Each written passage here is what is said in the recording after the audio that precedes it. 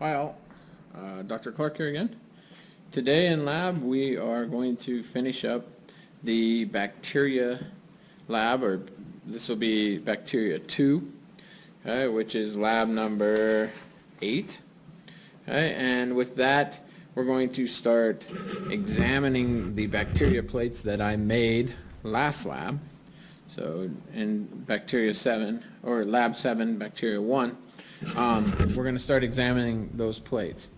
After I examine the plates, and I'm just going to give you kind of an overview, just so you can look at the plates, you can see the bacteria growth and whatnot, and then I will post all the data at the very end of this video. So I'll have tables of all the data, because there's a lot of bacteria and I'm not going to spend hours counting the bacteria in front of you. I've already counted some, so you can see how I worked through that, but then I will just post tables in Excel, and I'll just show you a screenshot at the very end of this so you can see what the bacteria are going to be. But we're going to look at the bacteria, and then you're going to calculate a Simpson's diversity index off of it. Okay? But apart from that, I'm also going to select a couple bacteria that we're going to do a gram-positive, gram-negative stain on. Okay? And so I'm going to show you how to do a gram-positive, gram-negative stain, and then I'm going to show it to you under the microscope so you can see what it's all about. Alright, so let's get started. The first plate is the plate that you did not get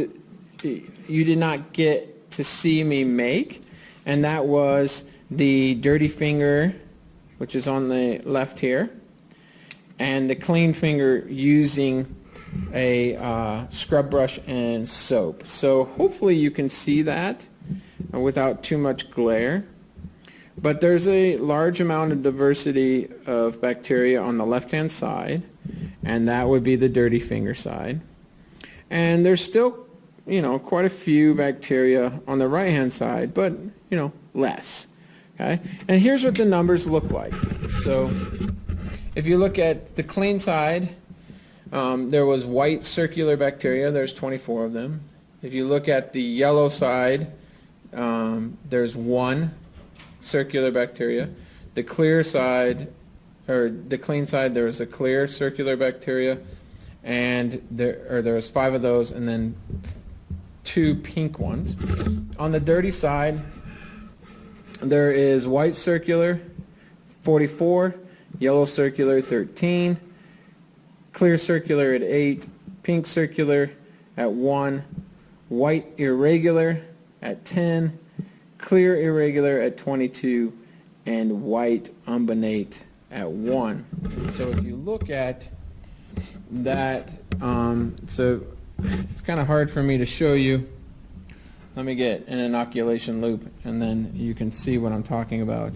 So you can see this bacteria right here. That's an umbonate bacteria. Oh, I'm sorry.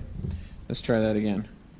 That's an umbonate bacteria, okay, which means it's ridged, it's bumped up, okay, and then all the rest of those are pretty simple explanations. And you can get that from your lab manual on page 55. You can get the different configurations, you can get the different elevations, you can get different margins of bacteria, and that's one way that you can definitely separate colonies. You also separate colonies by color, and that's a pretty simple method of doing that. Okay, so that was the first plate that we're going to look at. The rest of the plates, I will come back, like I said before, have tables with all the data and present that data to you.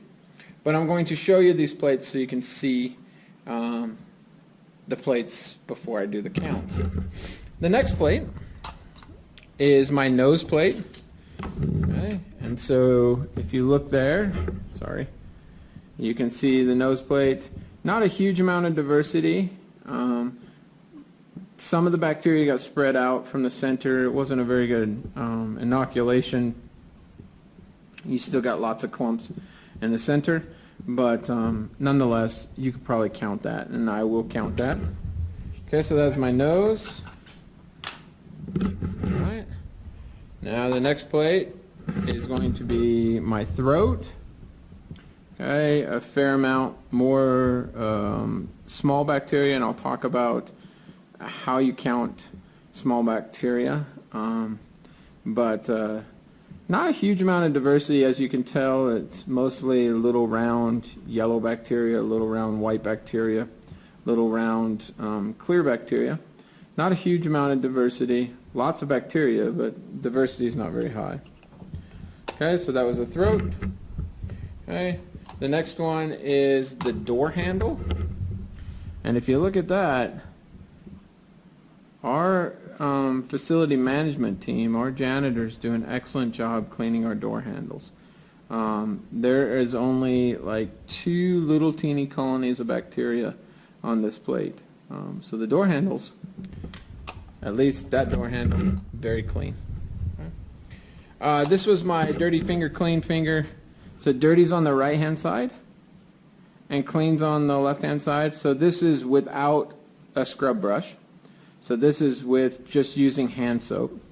And you can see some ridge bacteria on the clean side, and I don't see any ridge bacteria on the dirty side.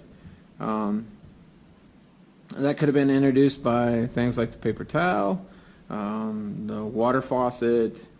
It could have been introduced by lots of different things. But the diversity looks pretty similar between these two.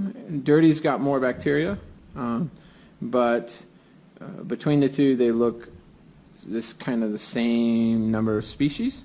So we'll look at the diversity numbers, or you will, and you'll see if those two are pretty close to the same. Clearly, though, you can tell that using a scrub brush seemed to remove more bacteria than not. Okay. The next one is the light switch. Okay, you can see that the light switch also must be getting wiped down. There's not a huge amount of diversity or a huge amount of bacteria on those light switches. Okay, a couple big colonies of bacteria, but overall not much in the way of bacteria. Okay. And then this is just the native air. This is just air that's, on the lab benches or around, when I was working. So this could be coming out of my mouth. This comes out of, off me. It could just be floating around in the air. That's quite a few bacteria colonies, but you can tell that there is not much diversity there at all. It looks like it's pretty much the exact same colony, just multiplied quite a bit. All right, so those are the bacteria petri dishes, and that's what they look like. And then again, like I said, I'll give you the numbers so you can calculate Simpson's diversity. When I come back, I'm going to show you how to select the bacteria and do a gram-positive, gram-negative stain on that bacteria, and then we'll look at it under the microscope. Okay, when we return. Okay, we're back. Now I'm going to select some bacteria, and I'm going to do a gram-positive, gram-negative stain on them. Okay, so I got 2 petri dishes. I think I'm going to choose this big pink one.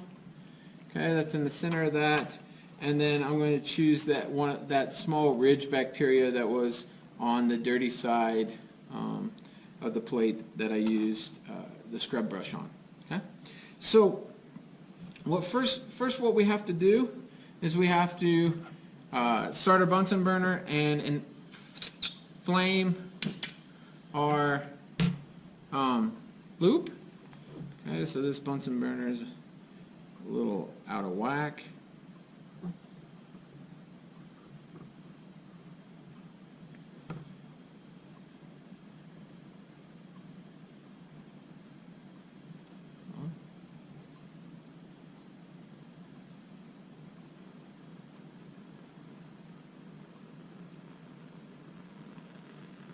Okay, so there you can see, hopefully you can see that I brought that light blue flame back on by increasing the amount of gas that's going through. Okay, and then I'm just going to flame the loop like we've done before, okay, to make sure that I'm not introducing any bacteria that I don't want to the slide. Okay, so the loop's been flamed. I'm just going to touch it to the outside to make sure that it's not too hot, and then I'm just going to select just a little bit of this red bacteria. So I don't need very much. Then I'm going to grab a slide. I already put a drop of water on there, and I'm going to smear that bacteria in that slide. So I just want to smear it around in that water to kind of get it to dissolve in the water, at least be mixed up in the water kind of evenly. And then I'm going to flame that loop again so I can set it down. You really don't want to introduce bacteria to your table, so you want to flame the loop, and then you can set it down like I'm going to set it on this paper towel. Now what I want to do is I'm going to use a clothespin to heat fix this bacteria. And so what I want to do is just above the flame, I'm going to hold this slide until I start to see the water kind of start to evaporate. And that's kind of the perfect height. If it starts to smoke, that means you're too close and you're going to burn the bacteria. If you're too far away, you're not going to see much evaporation for a long period of time. So right about where I'm at right now is pretty good, and it's almost completely dried up. Okay. And then we can start the staining process. Okay. And I'll do 2 slides so you can see another slide, but I'm going to run through the process with 1 slide first. Okay. So I'm going to go ahead and kill the Bunsen burner. I'm going to bring you guys over here.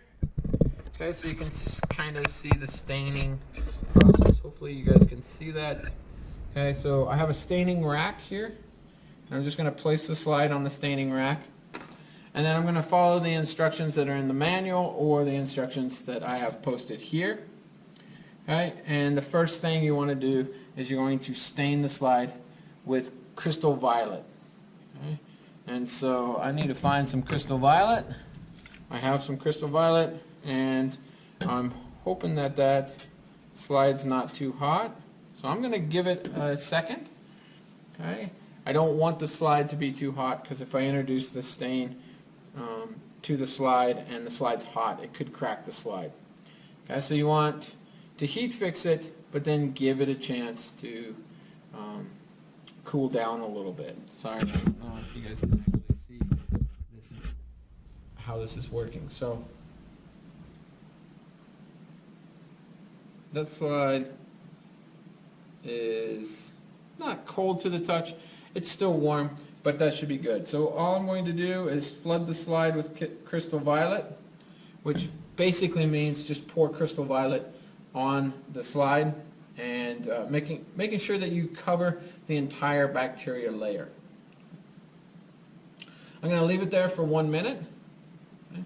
And I'm probably going to put the clothespin back on it just so I don't get a bunch of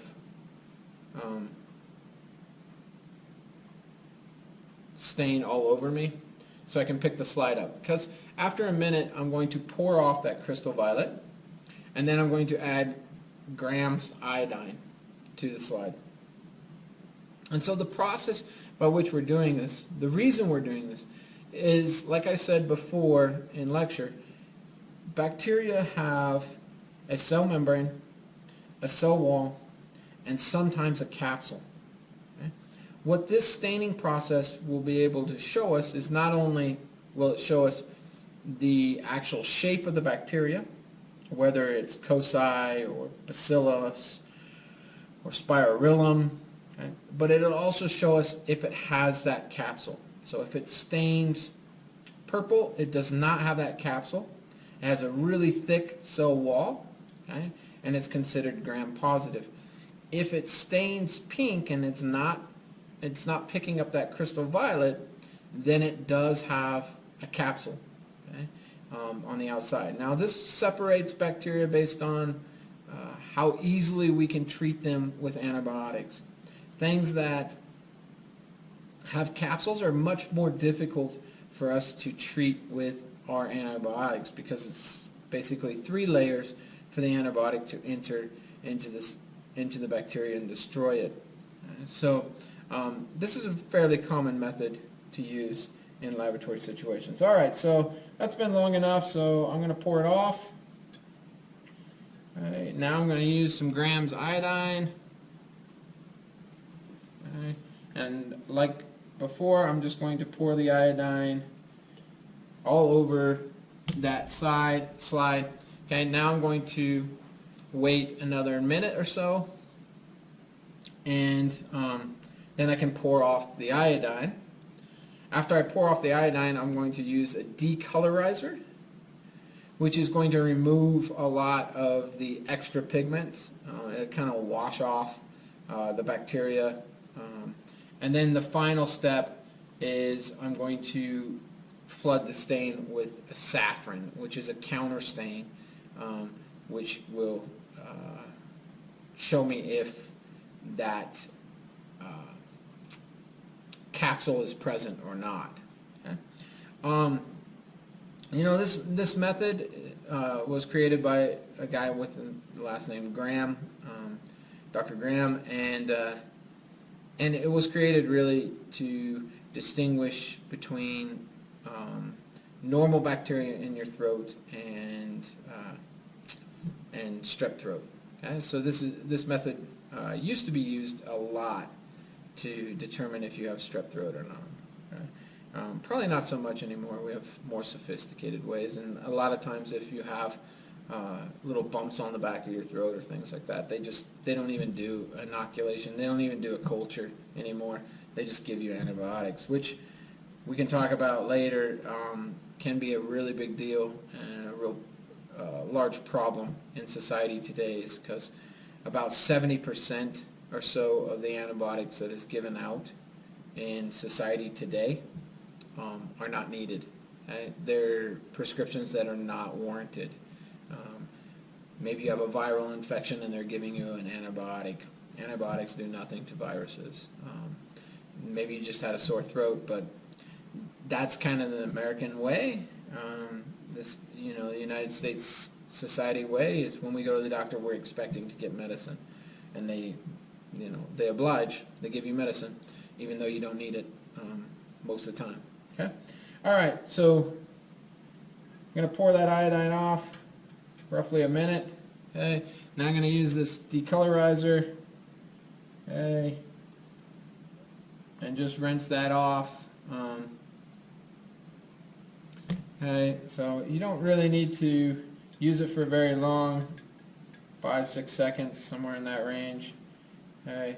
And then once you get, that done, then we are going to use some distilled water. Sorry about that. And I'm just going to rinse off the extra decolorizer and the extra stains, whatnot. Now, when you're spraying down slides, remember you kind of want to spray at the top of the slide and have it roll off. You don't want to spray directly on your bacteria smear, because you'll remove a lot of your bacteria. But you can see on this slide, you can already see the bacteria where I smeared it on the slide. You can already see where it's been heat fixed. And I'm just cleaning off that extra dye. Okay. I'm going to put it on there, and now I'm going to use a saffron stain. Again, this stain will stain the capsule if the capsule is present. Okay, so we're going to leave that on for another minute.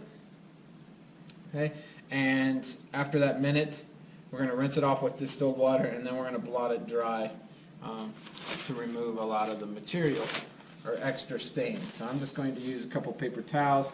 You can use blotting paper if you're in lab. That's probably what we prefer that you use, is a bulbous paper, which you'll see in your container if you're doing this live. If not, then you can just watch the steps, and now you know how to do a gram positive, gram negative stain. It's not super intense and not very time consuming, but nonetheless it's pretty productive and pretty good way to at least find out what the shape of the bacteria is that you're interested in. Maybe this is grown from a throat culture or skin culture, something like that, and you're trying to figure out how to classify that bacteria. Now there are thousands of other stains out there that are used in diagnostic labs, and then more so now than probably ever before is you just do a genetic sample of it. So you just take that bacteria and extract the DNA, run it against a couple primers and things like that to find out what type of bacteria it is. This will give you an idea of, you can look for enzyme activity, you know, those kind of things, or you can just look for the genome in some cases, or look for at least markers or loci on the genome that would be specific to a certain species of bacteria, and that'll give you an idea of what the bacteria is. Okay? But, you know, a lot of clinics won't have that. A lot of diagnostics places, hospitals, things like that, they don't have that technology, so a lot of times you know, they use the older methods of the staining and stuff like that to get at that material. So, all right, so it's been a minute. I'm going to pour that off. I'm going to rinse this slide with some water again.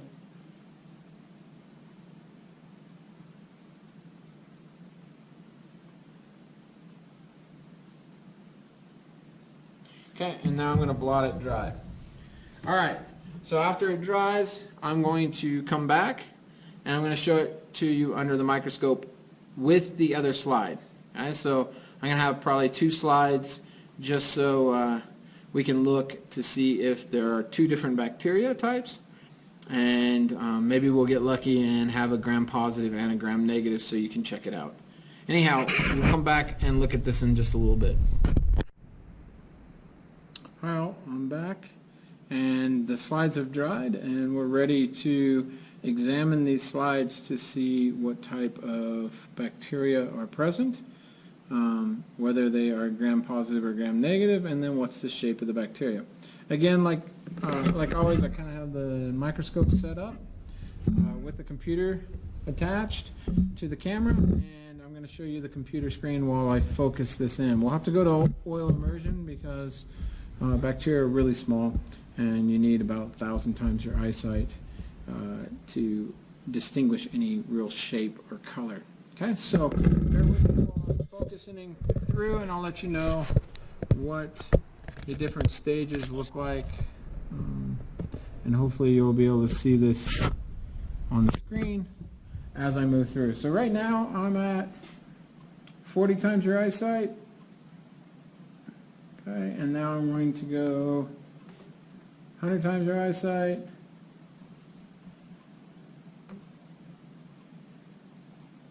Okay, 400 times your eyesight. And it's probably a little blurry because I'm focusing for the microscope, not for the computer screen. But bear with me. I put oil on the slide, and now we're going to oil immersion. Okay, and I'll have to turn up the light quite a bit.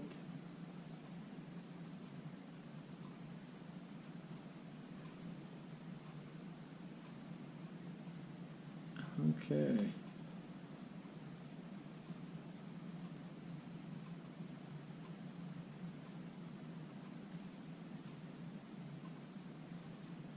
Okay, so I'm going to move to the edge so I can get some of this bacteria that's a little more spread out so you can actually see the actual shapes of the bacteria that we're dealing with here.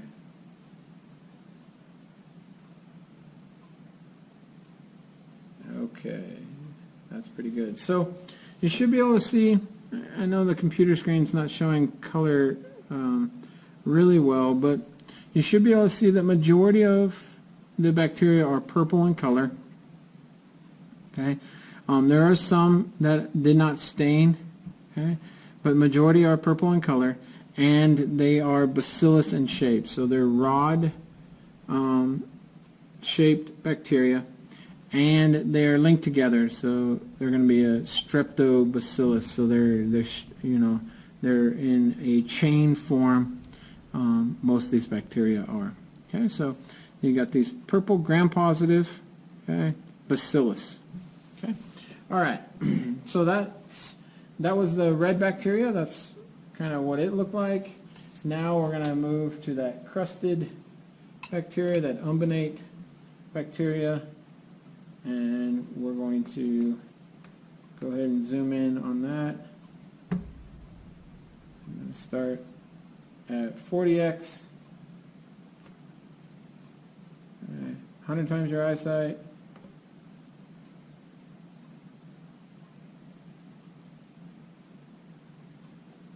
.400 times your eyesight. Okay, put a little oil on, oil immersion. Okay, and there you can see more of the same. Again, a little bit different in shape. I mean, in kind of texture, I guess you could say, or general shape. But again, these are bacillus bacteria. They're in rod shape.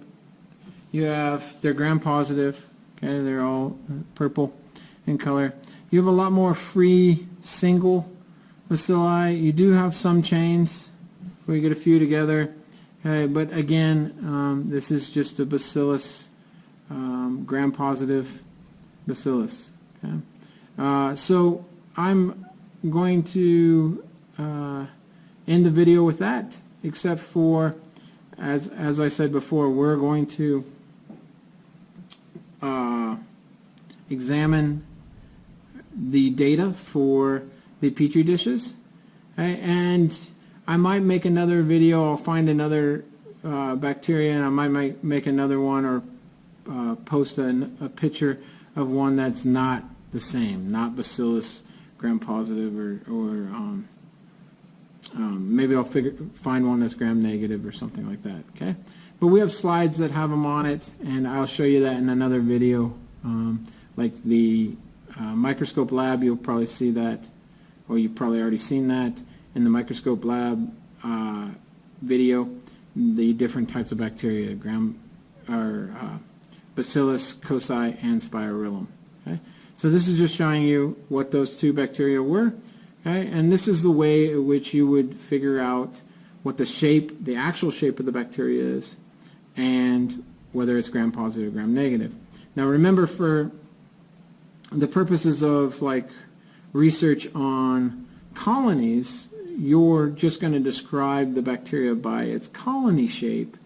Okay, or size or color and these kind of things. Now, if you really want to know what the bacteria is that makes that colony, you have to do some microscope work to get at that. You have to take a slide and do some kind of staining mechanism to get at shape, size, texture, these kind of things. Okay, with that, majority of the rest of the lab, you should be able to do the questions, the answers, those kind of things. Calculating Simpson's diversity index once I get the material to you, or the next part of this video, you should be able to see that. Okay, until next time. Hi guys, I'm back. Now I'm just going to share a little bit of the data with you, okay, that we got off of the Petri dishes. Okay, so I'm going to go through this Excel spreadsheet that you can see here. And this is the data that you're going to be using to calculate your Simpson's diversity index if you're doing this lab purely online. If not, you're going to use your own data to calculate that. But again, Simpson's diversity index, you follow the simple equation that's provided for you in the lab manual, and you should be able to create a diversity index. Remember, the index, in the case of the Simpson's diversity index, runs from 0 to 1. The closer you are to 1, the higher the diversity is. Okay? Remember that you need to subtract whatever your decalculated is from 1 to get the Simpson's diversity index. Okay, so looking at the data here, this first two tables stuck together is the clean finger, dirty finger table. And you can see that I labeled it here. I cleaned my hands with a brush and hand soap. And this is the dirty finger. These are the types of colonies, so colonies of bacteria, and how many were on each plate. Okay, so you can see in this case there was quite a few more types of colonies on the dirty finger plate with more abundant numbers. So you're going to see between the two which one has a higher Simpson's diversity. You need to calculate that Simpson's diversity between those. Here's an environmental plate, so I chose the light switch and the door handle, and you can see that neither one had very high numbers of bacteria. Light switch had more bacteria and more types of bacteria than the door handle. And nonetheless, you still need to calculate a Simpson's diversity index to see if there is a diversity difference between the two environments. Another clean finger, dirty finger plate. This time, this one was only cleaned with hand soap. Okay, no brush involved. And you can see that the number of, or the variety of bacteria is about the same, and the number of bacteria is a little higher in the dirty finger than it is in the clean finger. Okay? Again, with all of these comparisons, you need to calculate the Simpson's diversity index to figure out if one has a higher diversity than the other. That's really the only way you can do it. You can't just look at the numbers, because the numbers take into account two main things. First, it takes into account species richness. Species richness is the number of different species in a given environment. In this case, the number of different colony types in an environment. And so diversity is both species richness and species evenness. And so the second piece of that equation is how evenly they are distributed within the population. Okay? And so with those two numbers together, you can get a diversity estimate. So using species richness, how many different species are there, and species evenness, how evenly distributed number-wise, so actual population size, they are within that given environment. That gives you a diversity estimate. Okay? So again, you have to calculate that for each one of these comparisons. And then the human sample, that's my throat sample. Lots of bacteria, not very species rich, but lots of bacteria. And then this is my nose sample, again, quite a bit of bacteria in that sample also. So again, Simpson's diversity for that. And then the exposed plate. So this is just the lab area, or lab air for 45 minutes. And you can see there's lots of yellow circular bacteria in there, but not very much else. Okay? So the diversity was pretty low. All right, so with that, you should be able to either answer the questions that are needed, write a lab report with this data, or this is just a review on how tables can be constructed, how the data can be presented, and how you would do the bacteria lab. Okay? All right, next time we're going to bring you a lab on cellular respiration and fermentation.